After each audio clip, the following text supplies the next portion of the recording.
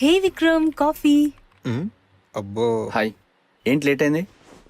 అబ్బా, first day driving to this office. ఇంకా breakfast కూడా చేయలేదు. సో క్యాంటీన్కి వెళ్ళి బ్రేక్ఫాస్ట్ చేసి వచ్చేసరికి ఈ టైం అయింది. ఓ, సో కాఫీ మిస్ అవుతుంది కదా, నేను తీసుకుంటూ నీకు కూడా తీసుకొచ్చాను.